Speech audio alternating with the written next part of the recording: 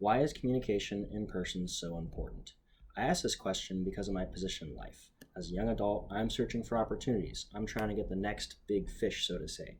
These opportunities come in many shapes and forms and often result in communicating with others in order to finalize these opportunities. The motive for good in-person communication is how much more effective it is in comparison to sending a text, an email, or even a phone call. I believe that communicating in person allows for a better showing of our strong points and a better display of our personality. Through this speech, I hope to convey to you how much better in-person communication is and why we should communicate in person and ways to communicate better in person. So my main point is why to communicate in person. According to the Grossman Group, there are many reasons to communicate face-to-face. Here are some reasons that they list.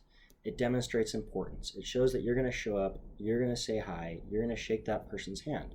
It builds relationships. Now this is very important because they get to see your personality, they get to experience you in the flesh.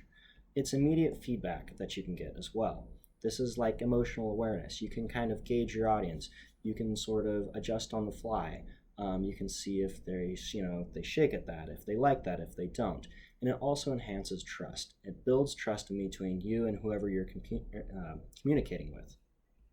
So why is this better than communicating not in person? Well, communicating not in person has several points that don't really help it out. According to Conover, understanding in-person communication is the key.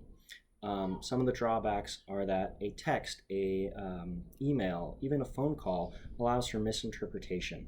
You don't convey your points as easily. An exclamation point can mean one thing in a text, can one thing in an email, and it might not even mean the same thing in person.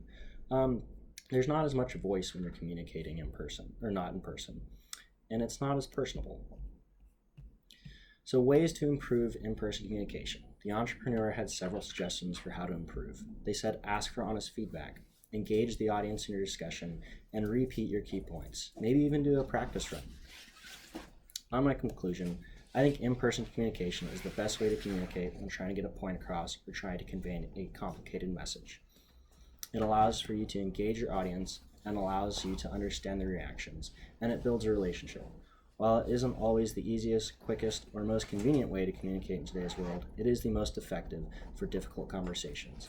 It allows the communicators to fully and completely understand the conversation and see what you're really trying to do. When an important conversation is needed to be made, do it in person.